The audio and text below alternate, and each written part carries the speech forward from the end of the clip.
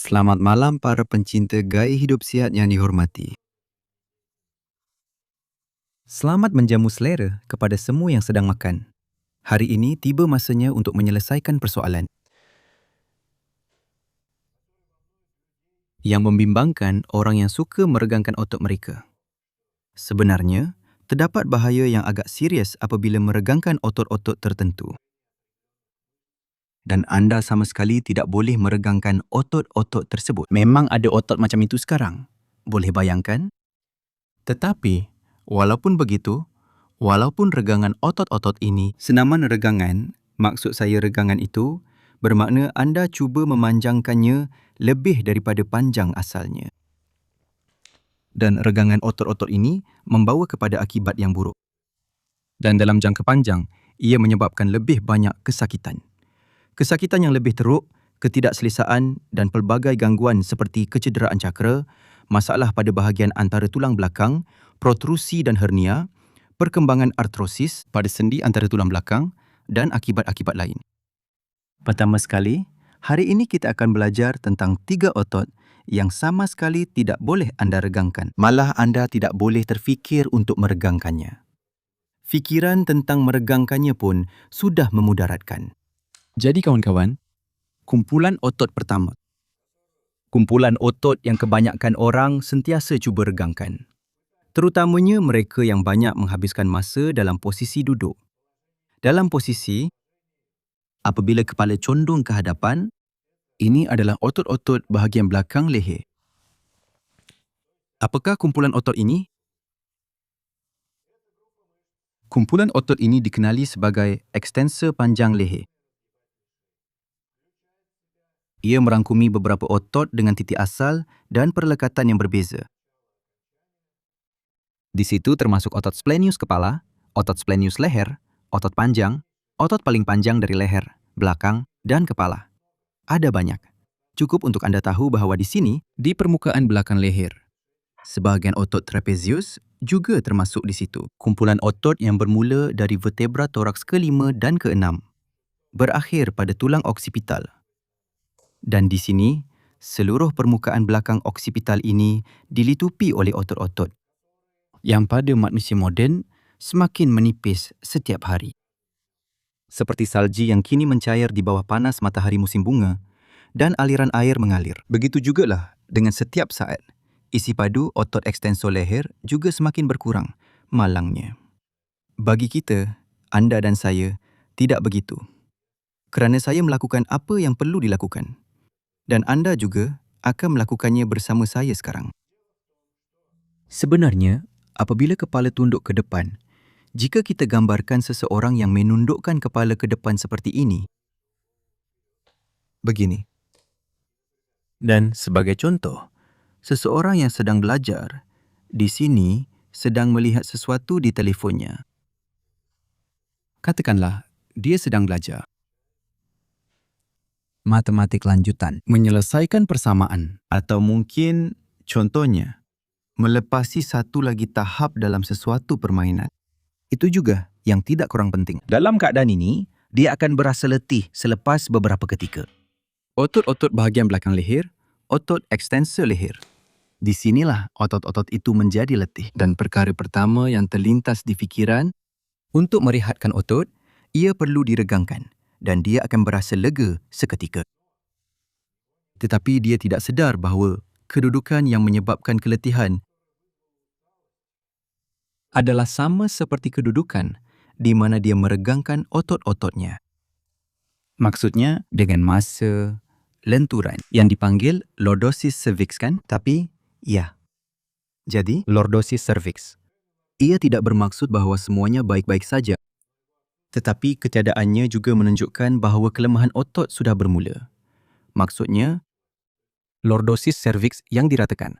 Terutamanya jika pada MRI, anda melihat bahawa mereka menerangkan lordosis cervix yang diratakan, jangan panik.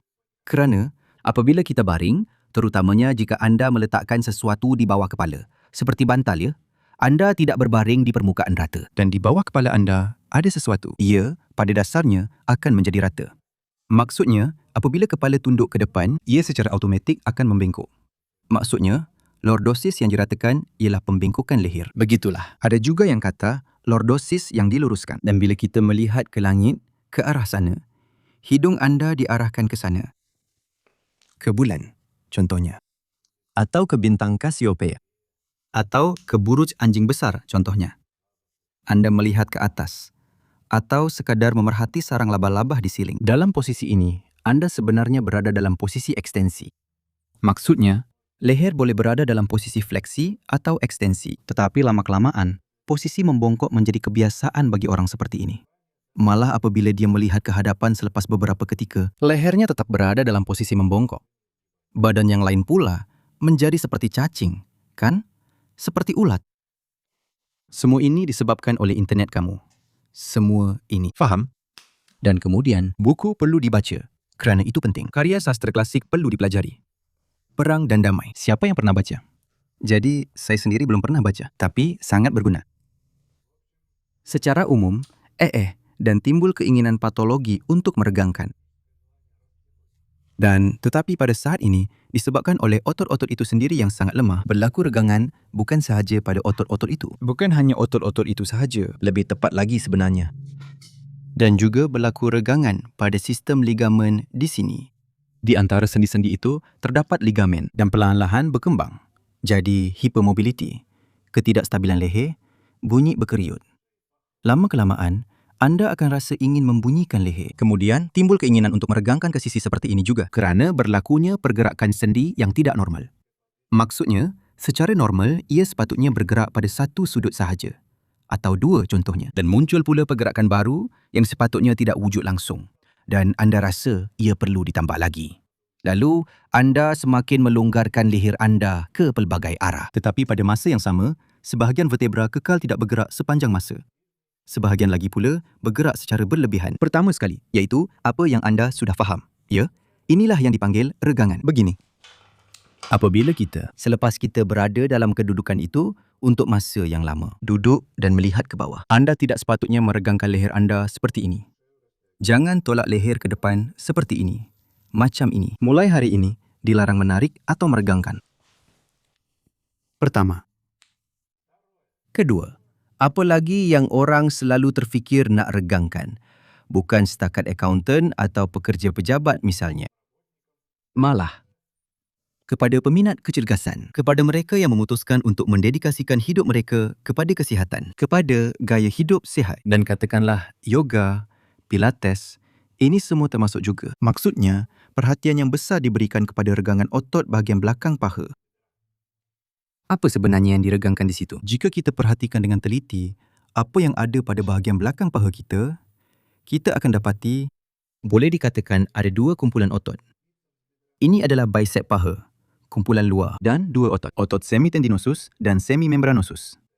Dan sebahagiannya adalah sebahagian daripada otot pelurus, sebahagian daripada otot adductor. Di sini ada beberapa. Maksudnya, kumpulan otot adductor juga berada di bahagian dalam sini.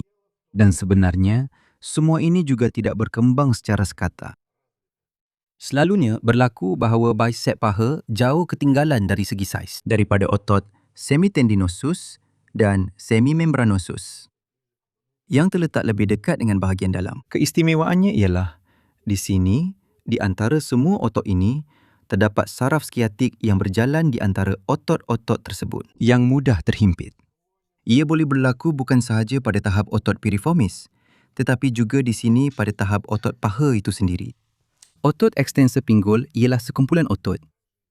Ia juga dikenali dengan nama ini, mereka. Dan jika anda mula meregangkan otot-otot ini, tetapi pada masa yang sama, saraf sciatic anda sedikit terhimpit, sekurang-kurangnya oleh otot piriformis. Ini akan mencetuskan kecederaan pada otot ekstensor pinggul. Oleh itu, sebelum anda meregangkan bahagian belakang paha, terdapat satu ujian seperti ini yang akan memberitahu anda, perlukah anda meregangkan otot itu? Adakah otot-otot ini benar-benar memendek? Atau adakah ia sengaja tegang supaya menghalang anda daripada melakukan pergerakan itu? Dengan ketegangan mereka, ia menghadkan pergerakan anda dan menghalang syaraf sciatic anda daripada cedera. Kecederaan pada saraf sciatic bukan sekadar kesakitan. Sakit itu tidak mengapa. Sakit anda masih boleh tahan. Ia juga menyebabkan kelemahan pada kaki. Sama ada anda tahan atau tidak, jika saraf itu cedera, kaki tidak akan dapat bergerak. Kelemahan pada kaki akan muncul dari masa ke masa. Apa yang perlu dilakukan? Lihat sini, ujian seperti ini anda ambil. Dan cuba untuk membongkok ke hadapan. Ukur lebih kurang julat pergerakan. Tapi anda juga boleh contohnya begini. Berdasarkan bagaimana anda, sejauh mana anda boleh capai. Katakan sampai ke, boleh ikut tulang kering atau hanya ke depan macam ni contohnya. Ya, lihat lebih kurang. Berapa lama sebelum anda mula rasa tegang? Atau mungkin di bahagian belakang paha? Atau di kawasan lutut? Atau di bahagian belakang badan? Pertama, kemudian anda ambil. Tarik perut ke dalam. Sedikit sahaja.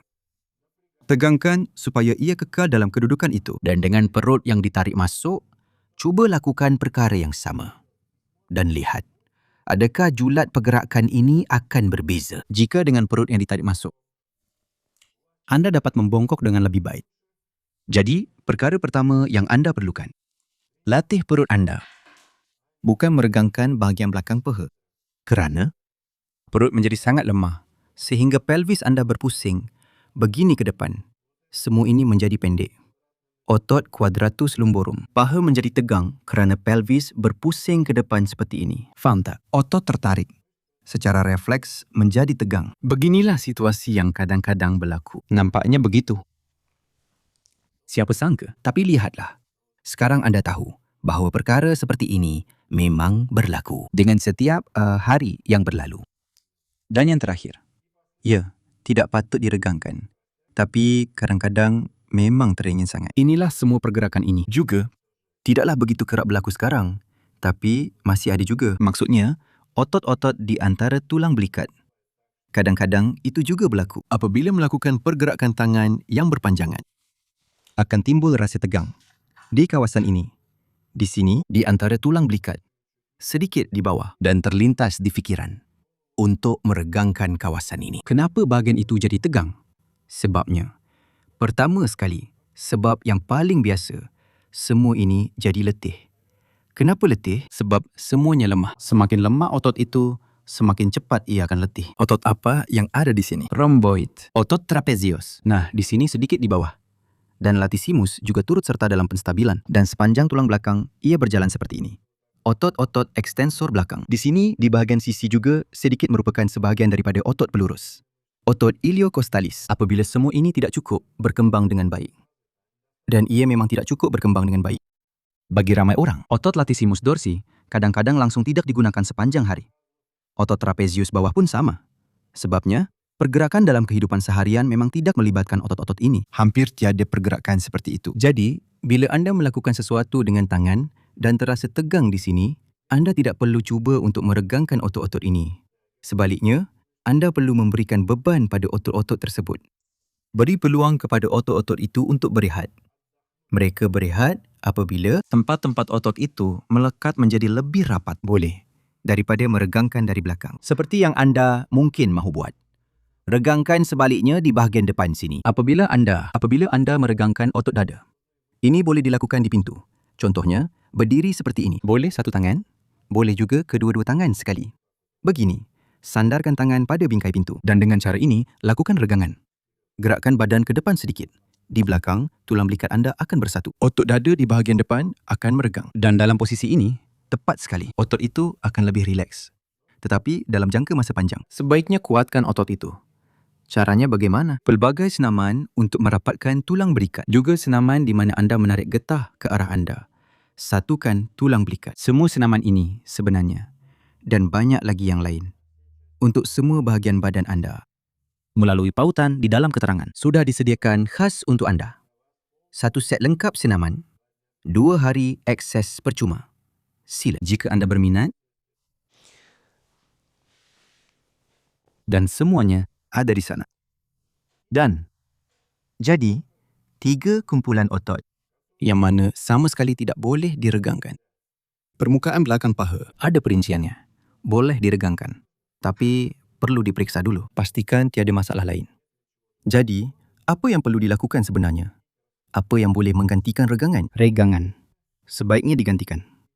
Jika anda menghadapi masalah seperti ini, dengan urutan sendiri, ambil Bola contohnya. Untuk urutan. Boleh guna bola tenis. Boleh. Sekarang memang ada bola khas untuk urutan. Bukan otot.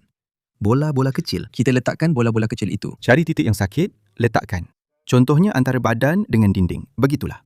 Pada titik sakit di otot, tekan, tahan, gerakkan. Gerakkan ke sisi. Rilekskan sebab otot jarang sakit sepenuhnya. Biasanya ada bahagian tertentu sahaja yang tegang. Itulah yang anda rilekskan. Sama juga dengan bahagian belakang peha. Ambil bola, Mula-mula pegang di tangan. Duduk di atas kerusi, di mana-mana saja. Letakkan bola itu. di antara permukaan belakang paha. Permukaan, kerusi, meja dan begitulah caranya. Dengan menggerakkan kaki ke kiri dan ke kanan. Anda lakukan urutan. Naik lebih tinggi. Akan ada bahagian yang lebih sakit. Akan ada bahagian yang kurang sakit. Anda perlu cari dan atasi. Bagaimana untuk atasi? Jumpa titik yang sakit. Tekan. Tak perlu tekan kuat sangat. Bukan sekuat tenaga. Sampai betul-betul sakit. Dah jumpa. Lepas tu, tahan sekejap. Bahagikan pH kepada 3 bahagian. Tengah, bahagian luar, bahagian dalam. Lepas tu, tekan semua titik ini satu persatu. Cari mana yang sakit, mana yang tak sakit. Antara tulang belikat pun sama juga. Maksudnya paling senang buat dekat dinding. Antara dinding dan belakang badan. Letak bola macam ni. Dan juga dari sisi ke sisi. Satu-satu. Macam ni. Perlahan-lahan urut semua bahagian. Macam mana nak legakan leher yang selalu penat tu? Ambil gulungan. Contohnya. Saya tunjukkan terus di sini. Terus. Hop, dari tuala contohnya. Inilah yang ternyata berbeza. Apa saja? Buatlah satu gulungan seperti ini. Oh, ketinggian tidak mencukupi. Lebih besar, lebih baik. Gulungan. Nah, lebih baik kalau lebih besar. Nah, maksudnya, anda hanya perlu seketika berada dalam kedudukan yang bertentangan dengan kedudukan yang anda kekalkan terlalu lama. Letakkan di bawah leher macam ini. Macam itu. Dan baringlah seperti ini. Hanya supaya lengkungan di leher anda itu muncul semula sedikit. Dan begitulah caranya. Baring dan berehatlah. Dan perlahan-lahan, otot-otot ini akan mula menjadi lebih rileks. Tetapi juga, apabila anda menggunakan bola untuk mengurut semua bahagian ini juga akan baik untuk leher. Kerana otot ekstensor leher semuanya bermula dari sini. Dari bahagian toraks. Baiklah kawan-kawan. Jika sekarang anda ingin tahu otot mana yang perlu diregangkan terlebih dahulu, nyatakan keinginan anda dalam komen. Tunjukkan. Tulis. Keinginan ada. Beginilah caranya. Dan saya akan faham bahawa anda memang ada keinginan. Dan mengenai topik ini, kita juga akan mengkaji isu ini dengan lebih terperinci bersama anda. Jumpa lagi dalam siaran akan datang.